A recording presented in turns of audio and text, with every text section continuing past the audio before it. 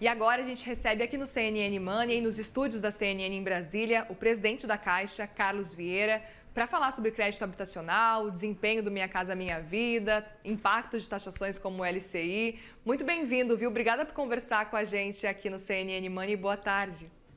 Obrigado, Maria. Obrigado pela oportunidade. Obrigado por estar aqui com vocês. CNN Money, sempre com uma grande expectativa em torno do que leva para o mercado e momento aí de falar um pouco sobre a Caixa Econômica Federal. E assunto não falta, hein? Aproveito para chamar Daniel Hittner também, o nosso diretor de jornalismo em Brasília, que está com a gente. Já peço para você também fazer as honras da casa, Daniel. Boa tarde para você também. Boa tarde, Muriel. Boa tarde a todos. Boa tarde, especialmente um obrigado ao Carlos Vieira, que veio aqui ao estúdio da CNN. Sabe, Muriel, e a audiência, Carlos Vieira é parte da República da Paraíba, que tem ganhado imenso destaque aqui em Brasília nos últimos meses, porque tem Hugo Mota na presidência da Câmara, Herman Benjamin na presidência do STJ, Vital do Rego na presidência do TCU, e Carlos Vieira na presidência da Caixa. Então, agradecendo a essa participação da República da Paraíba, Carlos, eu gostaria de te perguntar sobre a perspectiva de concessão de crédito imobiliário no ano completo de 2025. Você mencionou recentemente uma meta, um desejo, um objetivo de se chegar à marca de 250 bilhões de reais. O quanto isso a gente, iniciando hoje justamente o último trimestre do ano, o quanto isso é factível, o quanto vocês já alcançaram, o quão difícil é atingir essa meta? Veja bem, a Caixa produz diariamente acima de 3 mil contratos de habitação. Isso equivale a dizer que nós colocamos quase R$1 bilhão por dia. Se nós colocamos R$1 bilhão por dia e o ano comercial tem em torno de 260, 270 dias, a gente está falando que nós vamos chegar a 250 bilhões de reais como valores colocados. Se nós olharmos que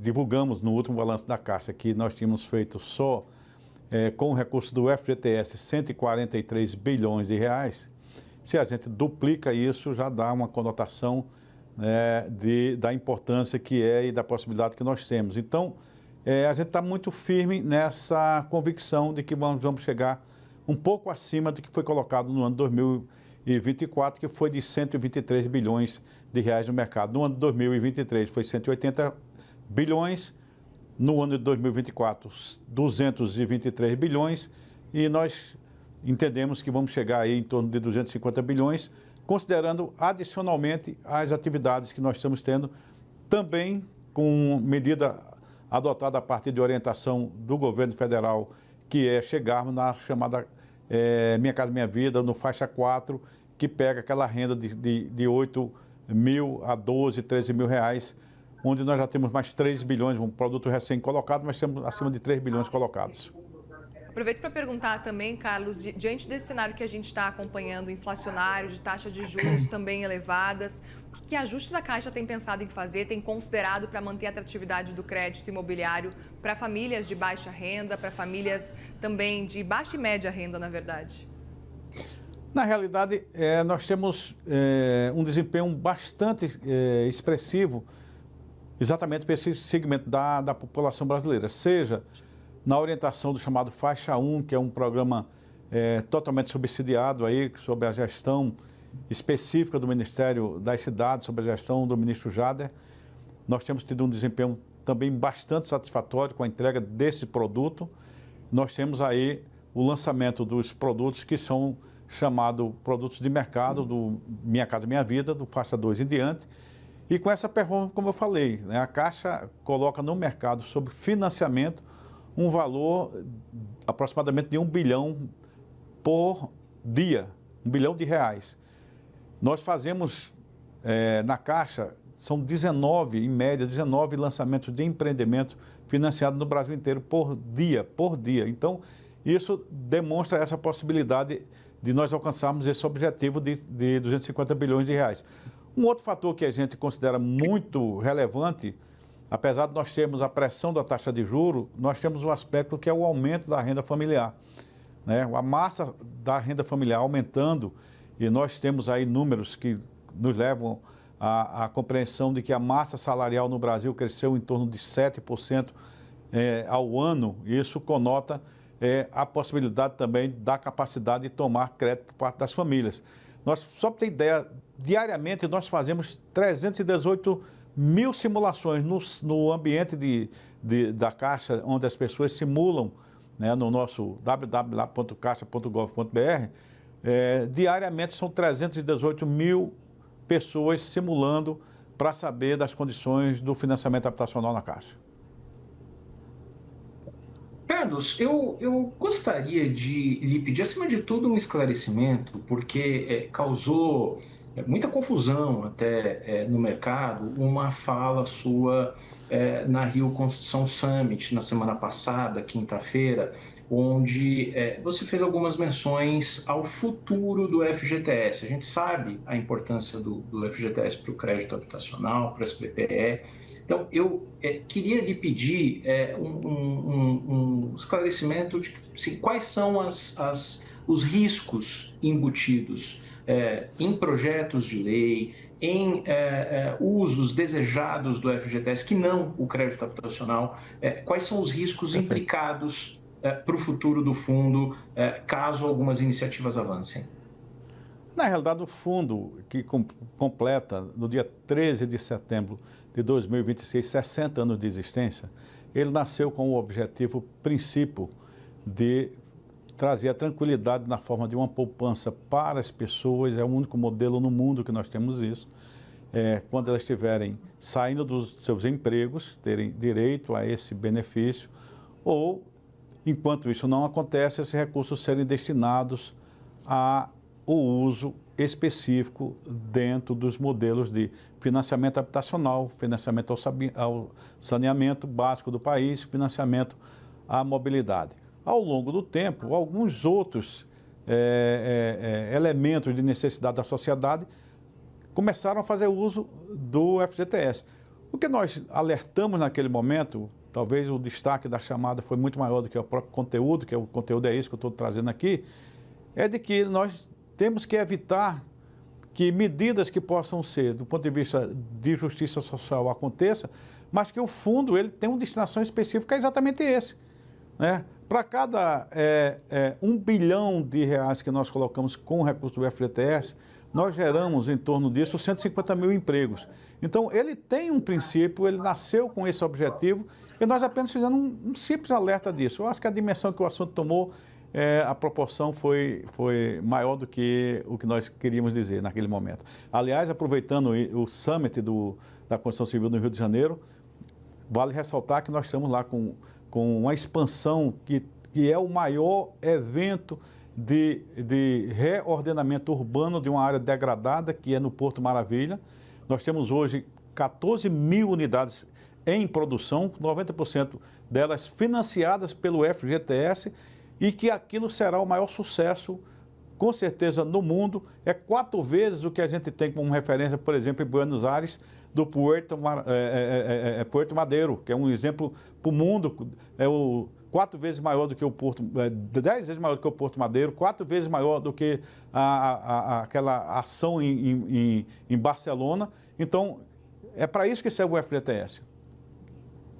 Carlos, aproveito para continuar, inclusive, falando sobre esse cenário do FGTS, até para entender, vocês estão acompanhando com atenção, então, essas movimentações do Congresso com relação a novas sugestões de uso do FGTS, tem, inclusive, possibilidade aí de saque bebê, que já foi cogitado. Como é que vocês estão enxergando esse cenário também? Nós temos hoje um diálogo muito assertivo e bom e democrático com o Congresso, né? O presidente Hugo Mota e o presidente Davi Alcolumbre têm dialogado sempre, e os relatores desses projetos dialogam, procuram a Caixa, e nós sempre mostramos esse lado da importância que é o FGTS ter a sua destinação objetiva principal, que é o uso na habitação. E isso a gente tem conseguido dirimir alguns projetos de lei que tem esse objetivo de estender o uso do FGTS para outras atividades. A gente tem conseguido ter isso nessa condução. Daniel? Carlos, eu vou lhe pedir para entrar um pouco, inevitável tratar desse assunto num dia de votações importantes no Congresso, que é a MP 1303. Ontem nós recebemos a visita aqui do relator da medida provisória, deputado Carlos Zaratini, que deixou bastante claro que numa negociação que tem sido difícil com o Congresso, ele admite a hipótese de manter a isenção de imposto de renda para LCAs e LCIs. A medida provisória prevê 5% de taxação, ele no relatório colocou 7,5%, mas já admite trazer de volta para zero. Eu queria lhe pedir uma avaliação do que significa taxar o LCI em 5 ou em 7,5% e qual seria o efeito, pelo contrário, de manter o LCI em zero, isento de imposto de renda. Olha, LCI, a gente tem que olhar, às vezes a gente olha de uma maneira cartesiana para a questão tributária no país. O FGTS e a poupança são os dois grandes indutores do crédito imobiliário. A gente tem que ver que a cadeia produtiva da construção civil responde por 12 a 13% de todo o PIB nacional. E ela vive exatamente a partir dos estímulos, principalmente desses dois grandes elementos. Poupança, mais LCI de um lado, FGTS do outro. Então, nós temos toda uma produção de tributo advinda nós chamamos da longa cauda da construção civil. Então, se eu vou na LCI, taxo a LCI, que é um indutor, também a LCA, são indutores, um para habitação, o segundo para o crédito do agronegócio, eu estou afetando diretamente essa cadeia produtiva, com uma cadeia muito importante no país, uma cadeia que responde por 10% do PIB nacional. Então, o que a gente ressalta é que, evidentemente, ao tirar recursos dessa cadeia, por exemplo, só a Caixa vai colocar mais 80 ou 90 bilhões de reais advindos da poupança, mais a LCI.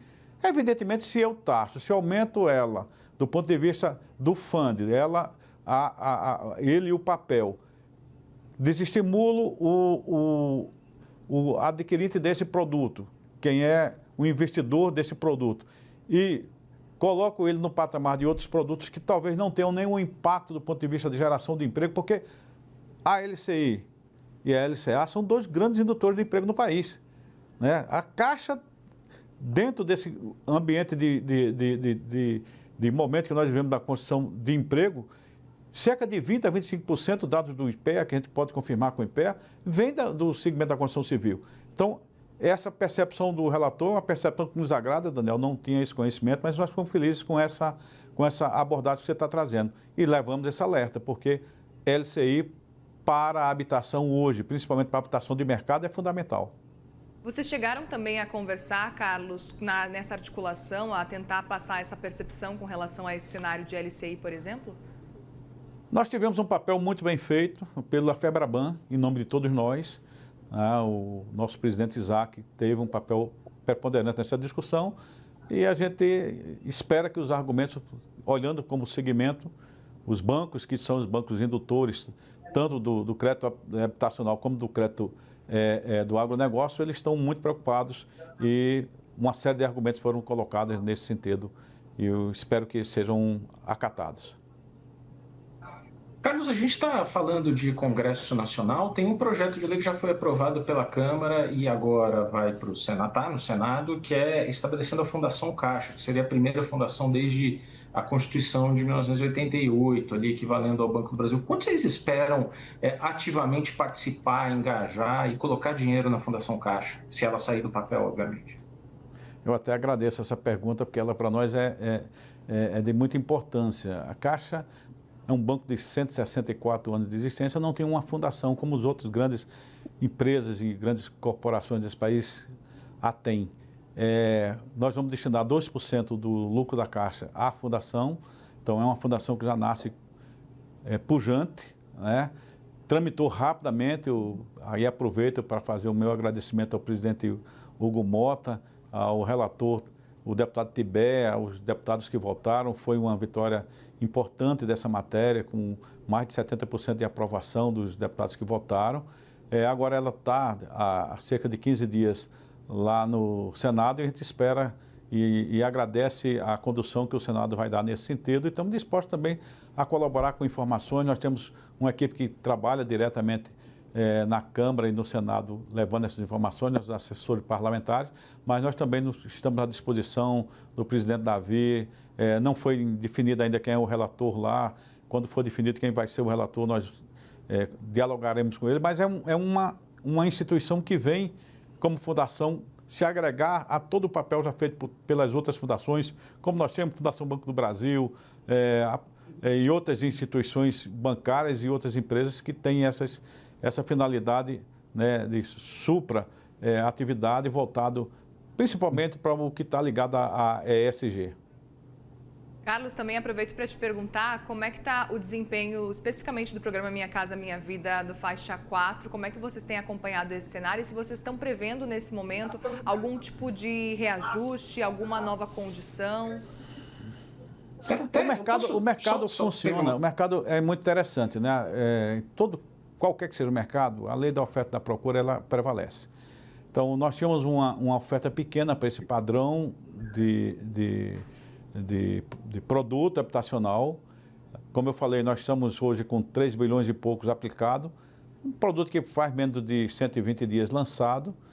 Ele tem uma curva também de aprendizado, de percepção pelos investidores, né? E nós entendemos que ele logo vai se consolidar como um grande produto da classe média brasileira. E ele vem também junto de um outro movimento que está acontecendo, é importante que a gente fale sobre ele, que é o movimento da retrofitagem ou dos retrofits dos centros das grandes cidades do Brasil.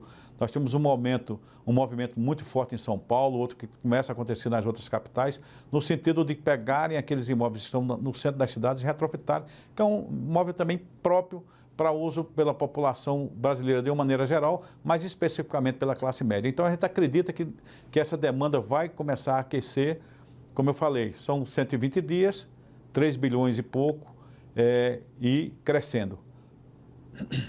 São quantas contratações, Carlos? Porque havia uma previsão de até o final do ano chegar nesse faixa 4, no chamado Minha Casa Minha Vida para a classe média, de 120 mil contratações. Aí o começo ali, o ímpeto inicial foi um pouco mais difícil. Como que estão as consultas agora? Quais são os últimos números que vocês têm sobre o faixa 4?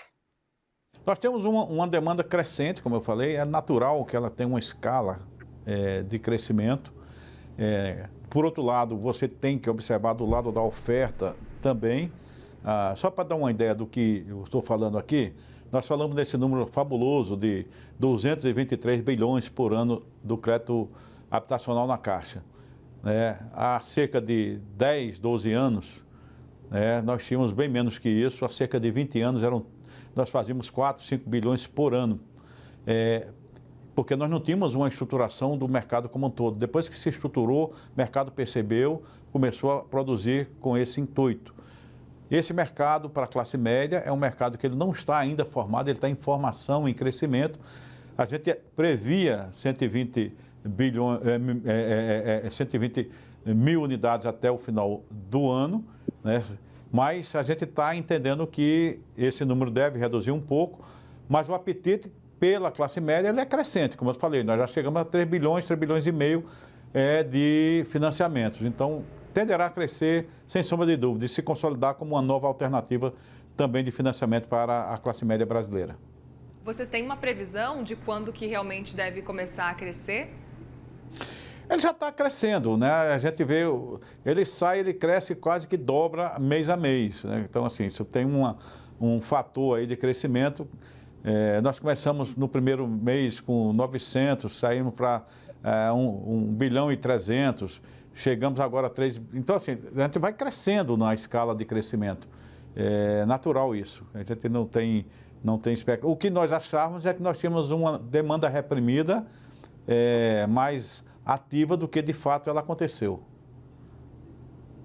Daniel? Carlos, eu queria colocar um outro assunto aqui na nossa conversa, que é a participação da Caixa no mercado de loterias, o que é absolutamente tradicional, todos os brasileiros crescendo, fazendo suas apostas nas loterias da Caixa, mas as loterias têm, de certa forma, perdido espaço para o mercado das bets. que é um mercado regulamentado, inclusive, que a Caixa já pediu salvo engano, já obteve autorização para entrar e operar. Queria saber, efetivamente, quando que a Caixa lançará um produto para competir no mercado de bets, e se vai ser alguma coisa sozinha, se a Caixa vai procurar algum parceiro, como que vai ser a presença da Caixa nesse mercado?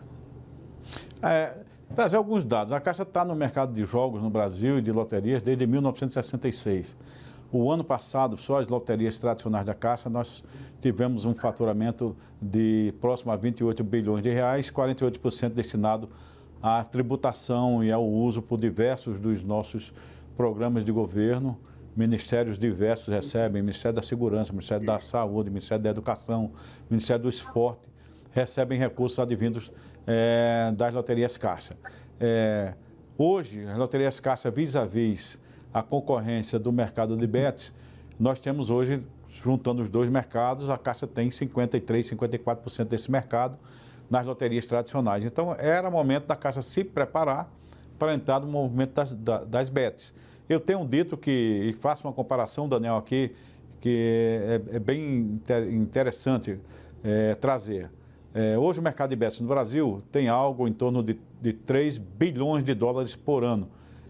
Equivale ao que se joga também em Portugal. Para você ter ideia, o mercado de bets na Itália é um mercado de 17 bilhões e meio de dólares, ou seja, é um mercado, comparando população, renda e tamanho dos países, ainda crescer muito no Brasil. E não fazia sentido a Caixa ficar fora desse mercado.